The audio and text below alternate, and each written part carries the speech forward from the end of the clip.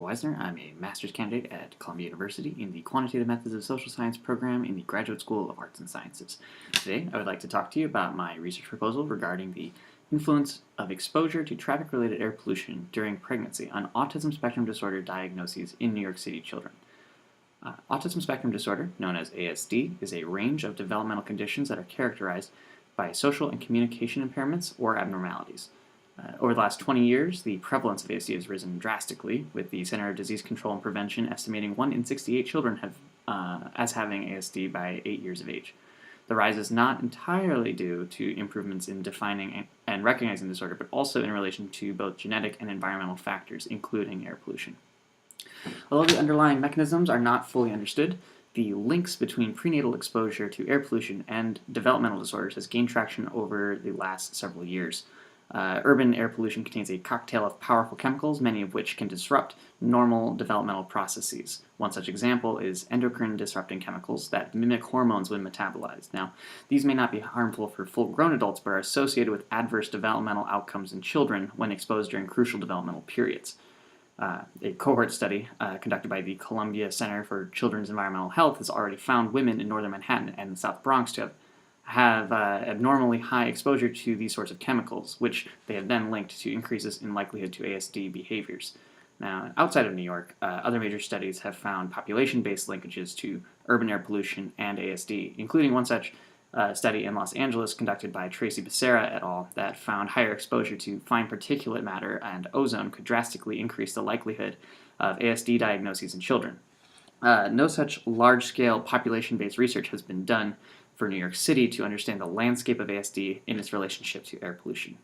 So my proposal is to follow the example of cities like Los Angeles and Stockholm that have conducted these sorts of studies to study the distribution of children diagnosed with ASD, which is my dependent variable, in conjunction with their estimated prenatal air pollution exposure, my primary independent variable. Possible confounding variables, including birth year, race, sex, parental age, socioeconomic status, and gestational age, will need to be measured and controlled for as well. By doing so, we would be able to calculate the odds ratios of ASD diagnoses across different known air pollutants in order to estimate their individual impacts. My working hypothesis is that we should see similar patterns to that of other cities and studies, with increases in prenatal pollution being associated with increases in ASD. I further believe that we should see distinguishable patterns of distribution associated with known air pollution vectors such as highways and traffic corridors.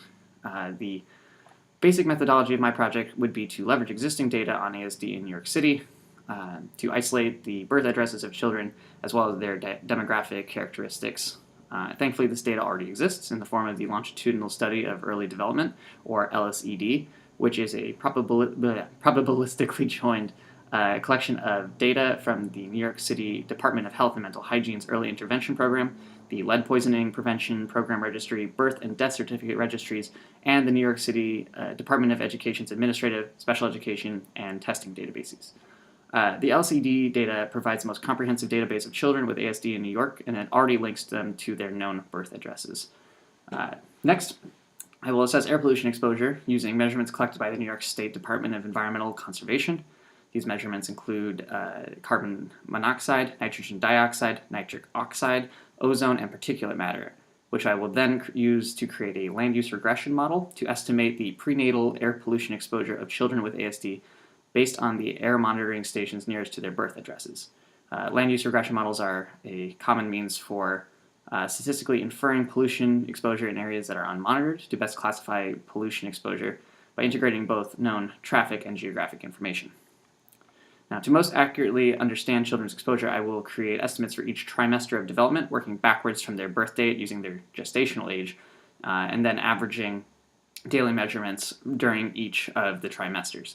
Now, from this data, I could calculate the Pearson's correlation coefficients to compare the effects of different pollutants. Lastly, I will create interquartile ranges of exposure levels in order to calculate and compare odds ratios of an ASD diagnosis for each increase in exposure. If the children in higher interquartile exposure ranges exhibit higher odds ratios of ASD, it will support my hypothesis that increases in prenatal air pollution exposure will be associated with increases in ASD diagnoses.